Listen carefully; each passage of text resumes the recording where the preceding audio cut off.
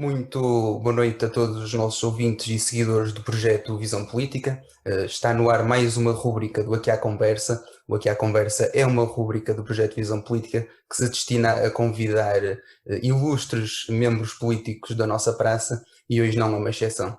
Temos connosco Margarida Balseiro Lopes para um Aqui à Conversa, ex-líder da JST e atual deputada do grupo parlamentar do PSD, é a nossa convidada. Desde já agradeço a ter aceito o convite e para mim é uma honra poder estar aqui a entrevistar. E começo já por perguntar, e dado que é um tema que é muito apelativo na minha faixa etária e no público-alvo do projeto Visão Política, que é a diversidade ideológica do PSD. Margarida, tu foste líder da JST, és atual deputada, sabes, ou seja, tens um grande conhecimento daquilo que é o PSD, muito porventura serás militante há muitos anos. Quero saber a tua opinião sobre a diversidade ideológica do PSD e onde é que tu te incides. Olha, Miguel, antes de mais quero obviamente agradecer o convite. De facto, o PSD tem várias originalidades, todas elas eu acho bastante positivas, e uma delas é exatamente a sua diversidade nos seus membros, nos seus militantes, a sua diversidade ideológica. Sim, acho que é correto afirmá-lo dessa forma. Mas uma das justificações para que isto aconteça é porque o PSD resulta de uma originalidade de se radicar numa social-democracia à portuguesa, não é? Ao contrário, por exemplo, do Partido Comunista ou do Partido Socialista, que teve inspiração noutros movimentos que começaram fora de Portugal. A verdade é que o PSD, desde a sua fundação, se caracteriza, e é muito interessante ler intervenções e artigos escritos pelo fundador, por Sá Carneiro, exatamente nesse sentido, em que mais do que muitas das vezes dizer o que é que o PSD era, se preocupava em dizer o que é que nós não éramos e de que forma é que nós nos diferenciávamos em relação ao Partido Comunista, na rejeição do marxismo-leninismo, na rejeição do coletivismo, da rejeição já agora das ditaduras que depois implementavam essa ideologia, é bom também não nos esquecermos, mas também se preocupou na demarcação em relação ao Partido Socialista, afirmando o peso do personalismo cristão na nossa identidade, na matriz do PSD, e dizer social-democrata, mas quando eu digo social-democrata é obviamente na social-democracia à portuguesa, e ainda relativamente ao Partido Socialista, num papel muito mais preponderante do Estado que assume no Partido Socialista e menos interventivo, menos determinante esse papel no PSD. Curiosamente, para mim, esta diversidade ideológica, que eu entendo que quem muitas das vezes critica o PSD, e é normal na política isso acontecer, encara como se fosse um handicap, como se fosse um problema, para mim é uma das vantagens do PSD e foi uma das razões para eu me inscrever, porque eu acho que é essa diversidade de pensamento que existe no PSD que é a nossa força, e portanto eu acho que é sempre muito importante, e o PSD, aliás, um livro do Nuno Manalvo, em que o ponto é, mais do que qualquer outro partido, as suas lideranças foram muitas das vezes, se calhar, mais preponderantes do que propriamente essa componente ideológica, daí que seja tão importante fazer um equilíbrio em quem assume a liderança do partido entre esta diversidade de pensamento que existe no PSD. Eu costumo assumir-me ou afirmar-me como uma pessoa de centro-direita, e a mim incomoda-me profundamente que haja a errada convicção de que quem é de direita ou de centro-direita é porque não tem preocupações sociais, e certamente tu, Miguel, já ouviste este tipo de comentários. É um jargão natural dizer-se tu és de direita na economia e és de esquerda nas questões sociais, como se ser de direita nas questões sociais fosse assim um pecado, quase um crime. Como se as pessoas de direita não tivessem coração, não tivessem alma nem coração.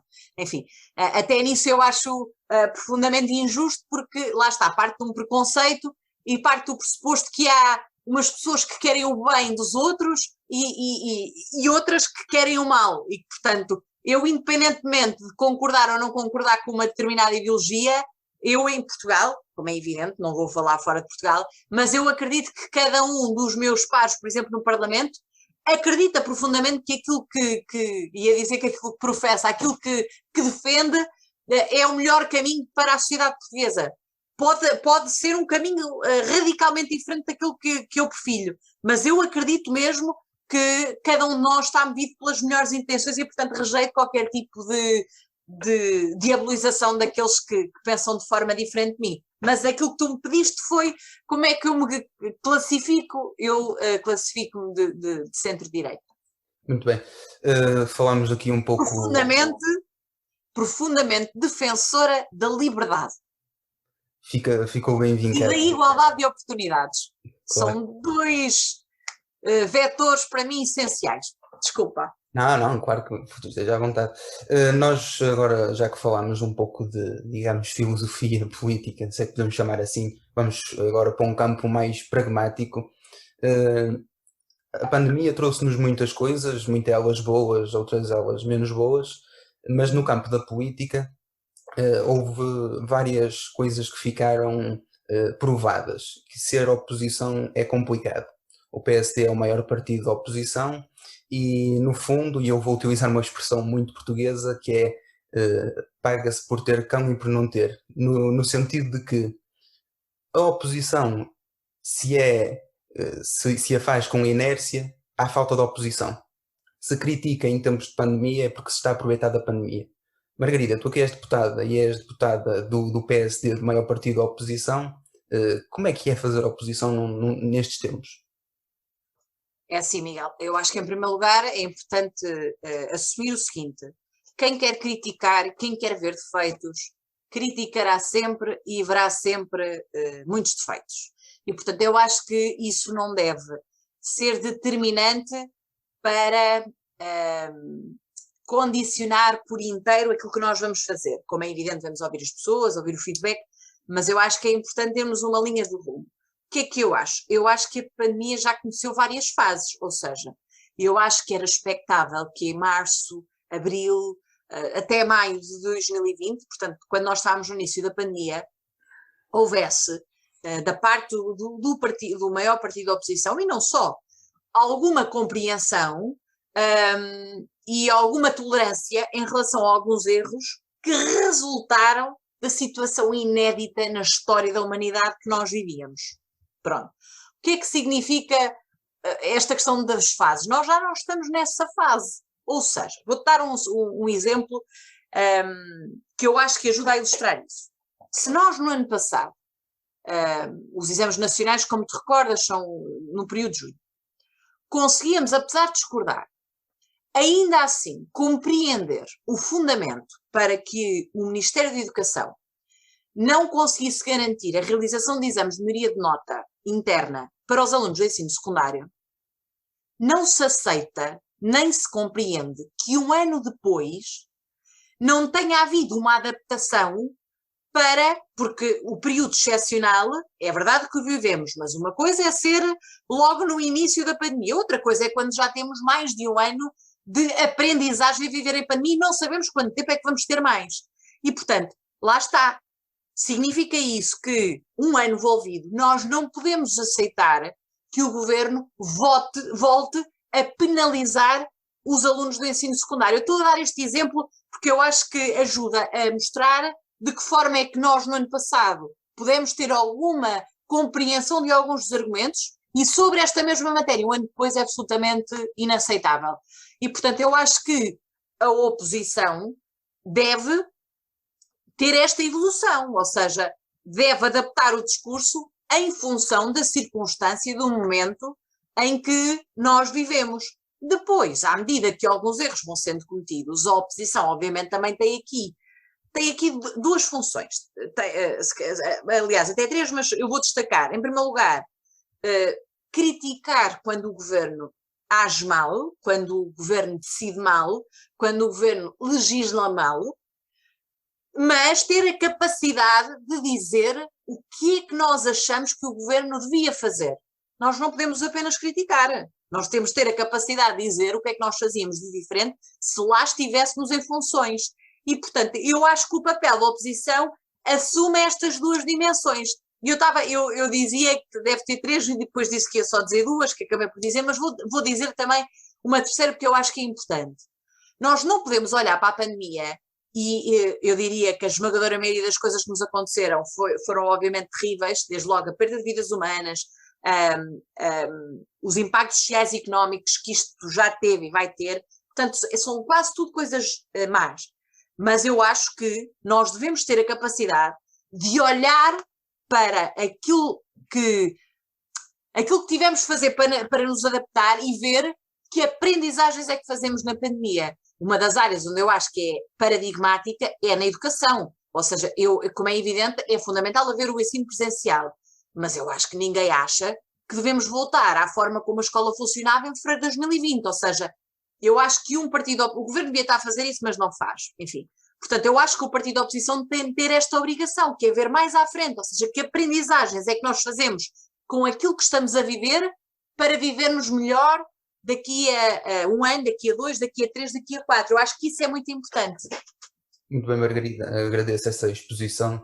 Agora vamos virar a página desta entrevista e eu vou perguntar-te, tu como mulher, aliás, primeiro eu até vou dar uma reflexão minha, porque o Dia da Mulher foi há pouco tempo, e eu tive a oportunidade de ler uma reflexão que tu partilhaste nas redes sociais, em que falavas da tua família, que nunca tinhas sentido na tua família a grandes diferenças de discriminação entre géneros ou entre sexos, como quiseres.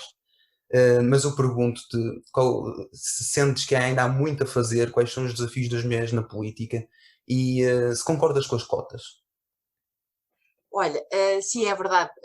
Ou seja, eu partilhei essa reflexão porque eu acho que nós somos sobretudo fruto das experiências que temos e daquilo que vemos. É por isso que é tão importante aumentar e diversificar as nossas experiências, as pessoas com quem falamos, as realidades com as quais contactamos, para que cada um de nós consiga perceber que o mundo é muito mais do que aquilo que nos rodeia. E, de facto, eu nunca me tinha apercebido discriminações e, portanto, eu tenho mais 3 irmãos e nunca houve qualquer tipo de inferioridade na forma como me tratavam em relação aos meus irmãos, nem na escola, também nunca senti. O que é que eu acho? Eu acho que o choque foi quando entrei no mercado de trabalho. Dito isto, acabo por começar a responder à tua pergunta. No mercado de trabalho temos muito espaço ainda por dar. Um dos sinais mais evidentes tem a ver com a disparidade salarial. As mulheres continuam a ganhar menos do que os homens para as mesmas funções, para as mesmas qualificações. Em segundo lugar, temos outro problema que tem a ver com a progressão na carreira, ou seja, continuam a existir tetos de vidro, significa que há determinados lugares a partir dos quais as mulheres não conseguem subir, não conseguem progredir, e tu dizias, e eu acho que o mais evidente, mais gritante, mais chocante sinal de discriminação de género ou manifesta-se nos números vergonhosos da violência doméstica. É verdade que tu podes me dizer, sim, mas não há só vítimas mulheres, como é evidente, mas é um crime de género. Mais de 80% das vítimas continuam a ser mulheres. Se nós pensarmos que, e nós sempre que, e bem, não é? Sempre que cai um avião, felizmente não tem acontecido tão recentemente, agora que penso nisso, mas ficamos muito impressionados porque de uma só vez foram 150, 200 pessoas que perderam a vida. Nós, nos últimos anos, nos últimos 15 anos, houve 2 aviões com 200 pessoas cada um que caíram, se espinharam em Portugal, que é o número de mulheres que perderam a vida às mãos das pessoas, se calhar, em quem mais confiavam, dos seus companheiros, e, portanto, aqui está um sinal claro também do nosso atraso e daquilo que nós temos de fazer. Na política, em relação à lei das cotas, eu comecei, Miguel, porque em 2005, 2006, quando a questão se colocou, eu teria 15, 16 anos e como achava que não havia qualquer tipo de discriminação, comecei por ser contra, e alguns na internet has de encontrar talvez um artigo meu num blog qualquer a dizer isso, mas muito por aquilo que vi, aquilo que li, aquilo que eu vi, acabei por perceber que desejavelmente não concordo com as cotas e quero muito daqui a 10, daqui a 15, quando houver as condições que se acabe com essa lei, porque na realidade é uma distorção, como é evidente, mas nós ainda não estamos no ponto ótimo de permitir, de nos dar ao luxo de ficar sem a lei da paridade e esperar que continue a haver uma paridade, uma representatividade equilibrada de ambos os géneros. Ainda não estamos nesse ponto. Eu com isto também faço aqui outra pergunta que se prende com isto. Achas então que a lei de cotas pode andar de mãos juntas com a meritocracia? Ou estão nos antípodas uma da outra? Tem de andar, como é evidente. É porque quando alguém... Bem, primeira nota, a lei da paridade não significa que em cada 3 deve ir uma mulher. Eu estou a dizer isto porque há muita gente que acha que a lei diz isto. Sim, não. O que a lei exige é que haja 33% de representatividade de um dos géneros, no limite até pode ser 50-50, 60-40, entretanto a lei foi alterada, como sabes, e em algumas circunstâncias estamos a falar de, em vez dos 33% que eram antigamente, agora são 40%, mas basicamente aquilo que está por trás é uma representatividade equilibrada, ok? O primeiro problema é saber o que é que a lei diz e, portanto, equilibrado significa que no limite pode haver mais homens ou mais mulheres, ok? Não significa que a cada 3 deve ir uma mulher, que há muita gente que acha que a lei diz isto. E, em segundo lugar, quando foi feita a lei, ninguém disse que as mulheres que deviam ir na lista deviam ser as incompetentes. E é profundamente injusto concluir que as pessoas não estão verdadeiramente satisfeitas com a forma como a democracia tem funcionado nos últimos 40 anos, acredito eu, não é? Porque a abstenção, o alheamento, o descrédito, enfim, é um facto tão notório que eu acho que ninguém tem ousadia dizer as pessoas acham que a democracia tem sido fabulosa e tem funcionado muito bem nos últimos 40 anos. E, portanto, se calhar nunca ninguém se tinha perguntado, então, mas e os homens que tinham sido recrutados para determinadas funções? Eram os mais qualificados, eram os mais competentes, eram aqueles que obedeciam ao critério do mérito. Porquê que o argumento do mérito só vem a propósito das mulheres? E porquê que não é ao contrário? E, portanto, eu acho de facto que eu quero muito viver num país em que a questão do género já não é uma questão. Mas, lamentavelmente, ainda não há igualdade de oportunidades. Eu disse daqui alguns exemplos, algumas manifestações dessa desigualdade. É evidente que eu não ignoro os avanços brutais que nós demos. Basta pensar que há 50 anos uma mulher não podia ser magistrada, não podia ser diplomata, não podia sair do país só sem a autorização do marido fosse casada. O marido... No fundo, o que estava autorizado a fazer era a ser dona de casa. Em alguns casos, enfim, já havia umas mulheres mais irreverentes e mais corajosas que remontam e se calhar se inspiraram na Carolina Beatriz Ângelo, que foi a primeira mulher, como sabes, que votou em Portugal. Mas a verdade é que até, por exemplo, em 1976 era perfeitamente possível a um homem que entendesse fazê-lo, violar a correspondência da esposa, porque não era considerada, não era garantida a inviolabilidade da correspondência privada e, portanto, houve de facto avanços brutais, eu reconheço isso, e é muito bom saber que antes de mim existiram muitas mulheres e muitos homens que garantiram que tivéssemos hoje mais oportunidades para um dos géneros do que existiam há uns anos, mas é muito importante saber que nós ainda não chegámos lá, ainda há um caminho a ser feito, havemos de chegar. Ainda sobre este tema, acho que isto aqui é uma questão importante porque tu disseste-te e assumiste-te como uma mulher de centro-direita. Não sei se concordas com a retórica de muitas mulheres, principalmente mulheres, mas no fundo do grosso de partidos de esquerda, que dizem que as disparidades entre homens e mulheres e as discriminações são fruto do patriarcado e do capitalismo. Concordas com isto?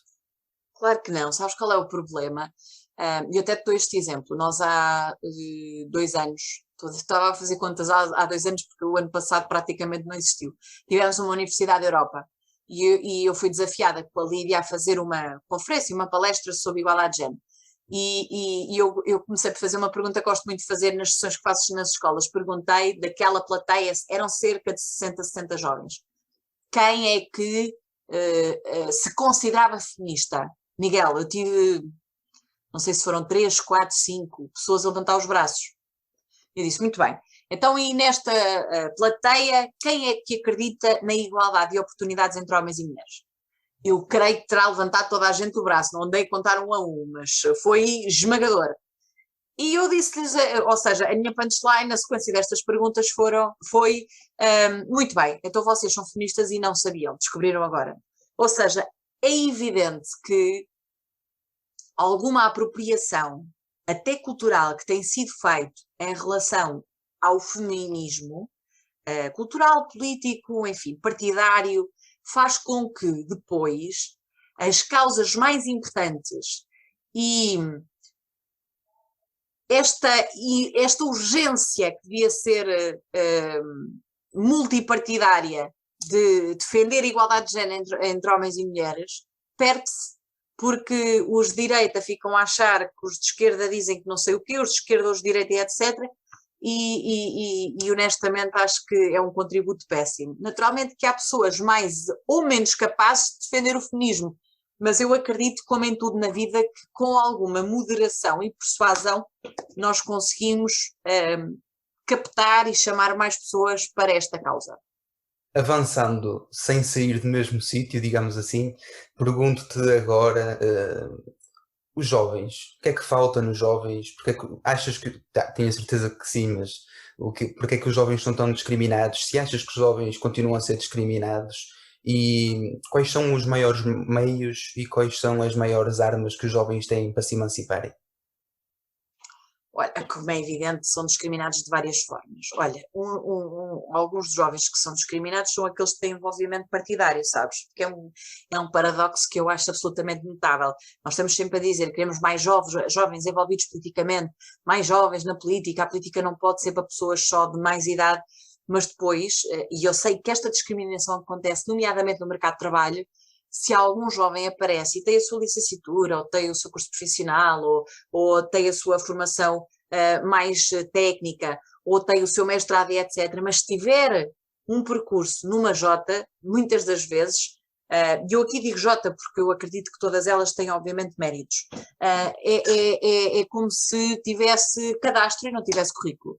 Isto é profundamente injusto. É verdade que houve maus exemplos, não vale a pena escamotear e dizer que não houve. Houve, mas eu acho que, como em tudo na vida, nós devemos tentar separar o trigo do joio. Significa isso que nós não podemos, com base em maus exemplos que existiram no passado, diabolizar a circunstância de termos jovens que, a par dos outros, que não têm envolvimento partidário, têm uma sensibilidade para aquilo que acontece à sua volta e uma preocupação e uma dedicação aos outros, porque é desta forma que eu vejo o envolvimento de uma juventude partidária que não se compreende por que razão é que devem ser discriminados. Miguel, uma das coisas que mais me custava ter de ouvir e ter de responder, eu tive uma consultora durante 3 anos e eu acho que também por causa disso muitas das vezes havia pessoas da Jota que, mais novas do que eu, quando se candidatavam, que me perguntavam se deviam ou não deviam meter no CV, que faziam parte.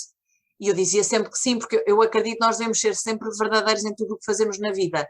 Não é tão relevante que Jota era, mas o envolvimento numa Jota eu acho que é importante.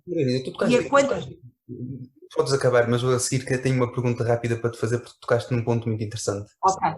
E uma das coisas que eu ouvia vezes sem conta era: mas é que eu tenho medo de ser prejudicado por até ter um bom currículo, mas fazer parte de uma Jota. Isto é o paradoxo daquilo que nós andamos sempre a professar, toda a gente, mais jovens na política.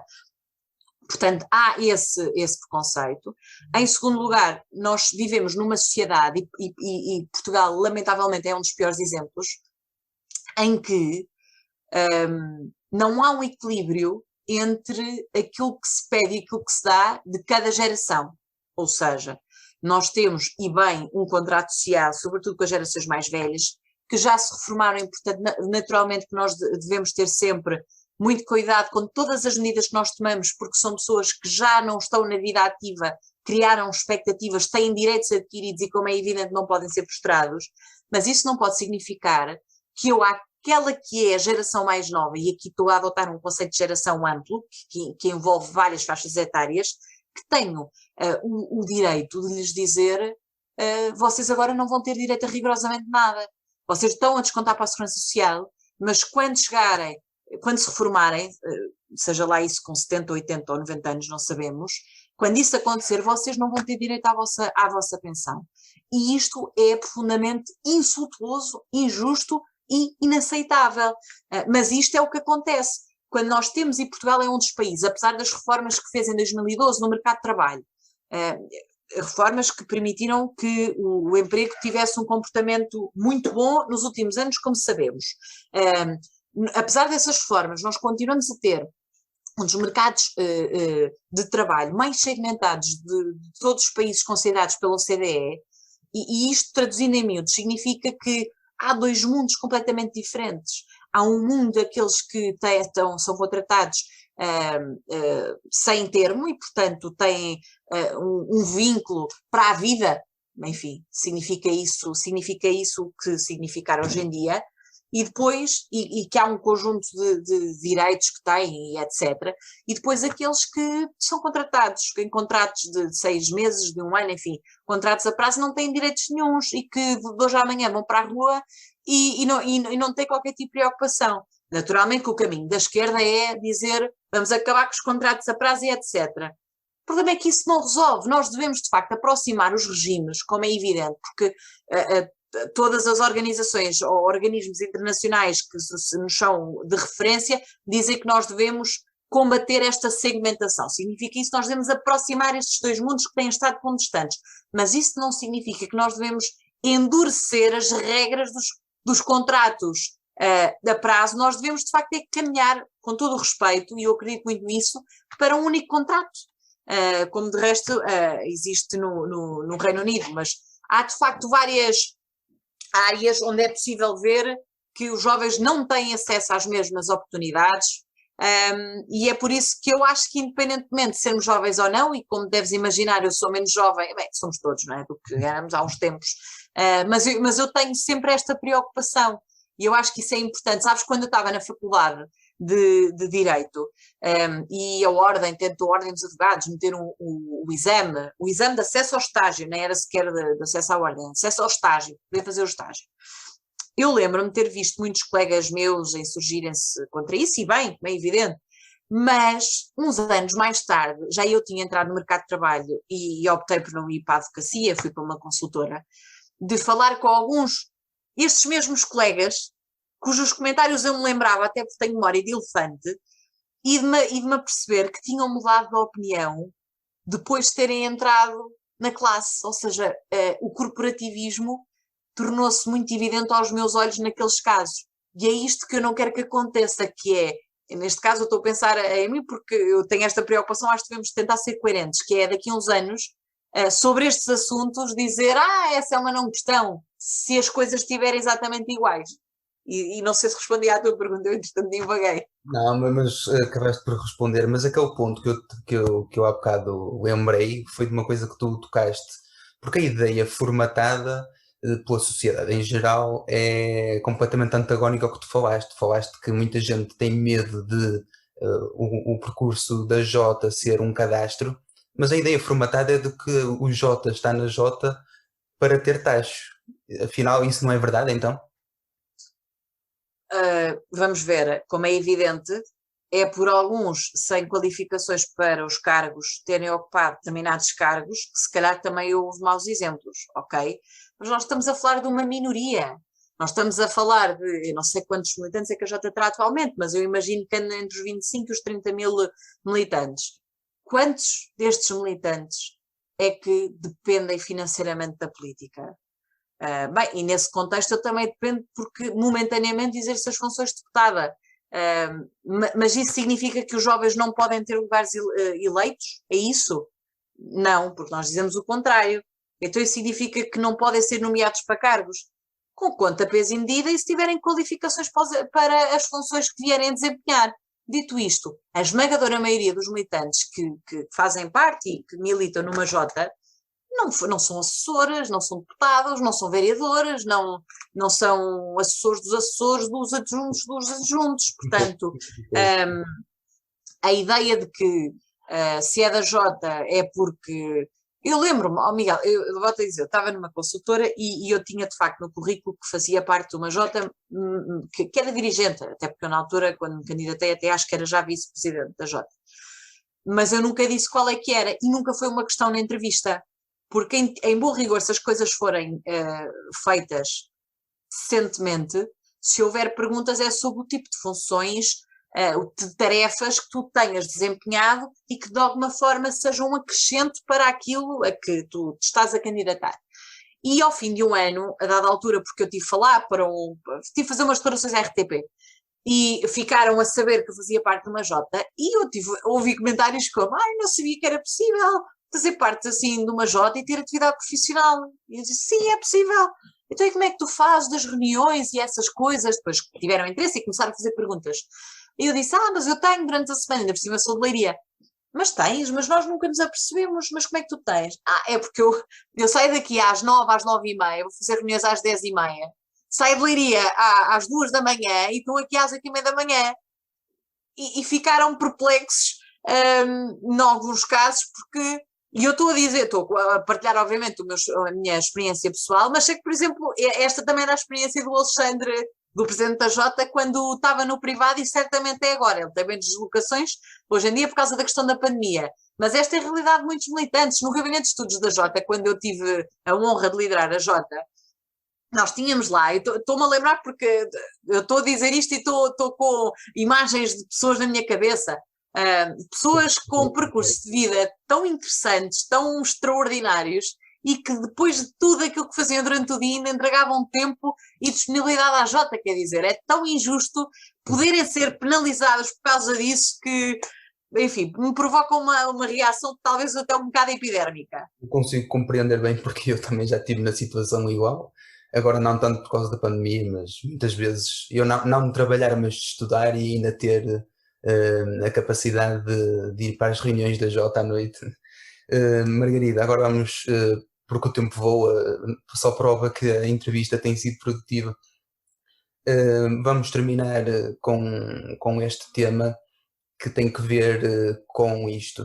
Quais foram as grandes conquistas da Margarida, presidente da JST, e o que é que a Margarida anseia para o futuro, principalmente dos jovens, mas também para o futuro de Portugal?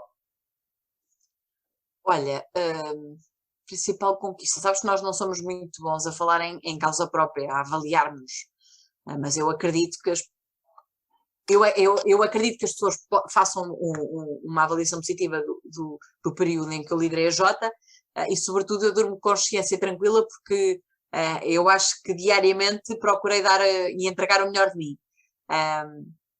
E acredito que um dos contributos que eu dei, não sei se foi uma conquista, mas tem graça a ser conquista porque o nosso slogan era conquistar Portugal, mas eu acho que um dos contributos que dei e que está associado a isto que estava a dizer, eu acho que ajudei a reforçar a ideia de imagem de credibilidade da Jota.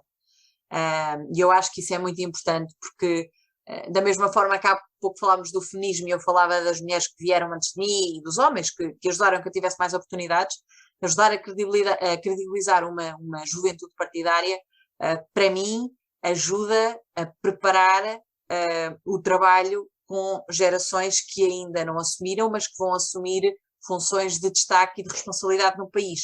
E eu acho que isso é importante, as pessoas que venham a seguir e que entrem no mercado de trabalho e que haja mais gente que conheça pessoas de Jotas com percursos absolutamente notáveis e que mostrem uma imagem mais positiva das Jotas. Isso para mim é muito importante. Depois, do ponto de vista, portanto, este é um bocadinho mais de sistema, porque eu acho que é muito importante. Eu não acredito numa democracia sem partidos e os partidos têm de ter, se é a juventude partidária, se é grupo de jovens, enfim, isso aí enfim, tem a ver com a organização de cada um. Mas é fundamental valorizar a participação de jovens na atividade política. Agora, isto é do ponto de vista mais de sistema. Há alguns contributos que eu acho que, e vou usar o plural porque é muito importante, que nós conseguimos nos últimos 2 anos. Eu ainda hoje vi uma notícia a propósito dos cuidados paliativos, e não era nada comum uma Jota falar de cuidados paliativos.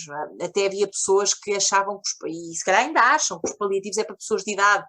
Em primeiro lugar, a Jota não deve só falar para coisas de jovens, acho que deve falar de questões importantes para a sociedade, para o país. E paliativos, para que nós tenhamos noção, há 8.000 crianças em Portugal a precisar de cuidados paliativos. São cuidados em fim de vida. E nós não chegamos sequer a 10% destas 8.000 crianças. E nós tivemos uma Jota a fazer um documento que ainda hoje há muitas pessoas a recorrerem a ele e elogiar.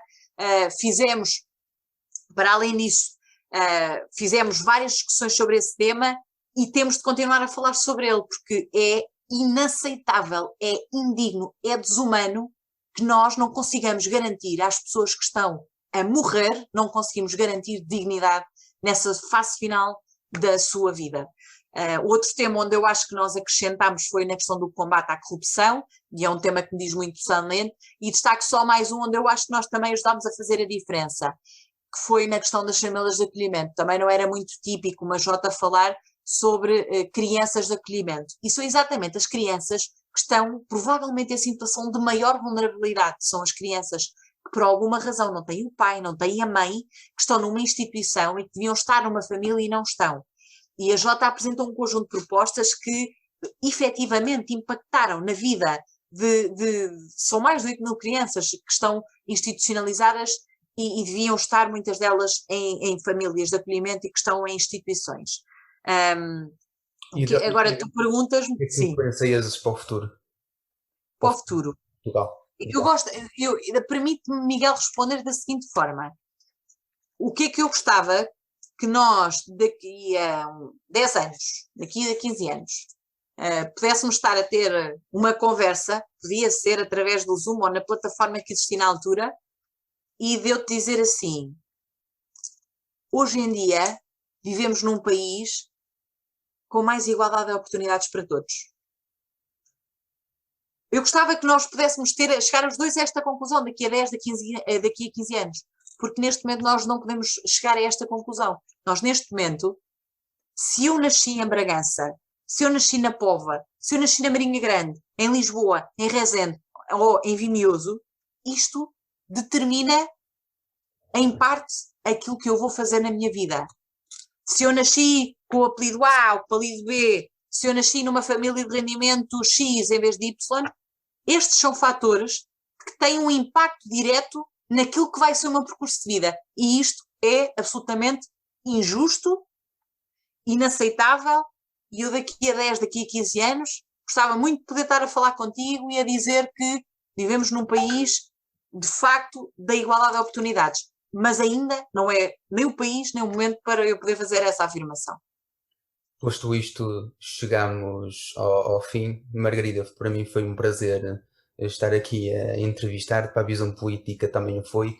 Isto foi mais uma entrevista do programa aqui à conversa do projeto Visão Política e houve muita conversa, houve muito debate, houve aqui temas debatidos e falados pela Margarida principalmente, que nos dizem muito, principalmente aos jovens, e portanto, mais uma vez obrigado. Margarida, espero ver-te num futuro próximo.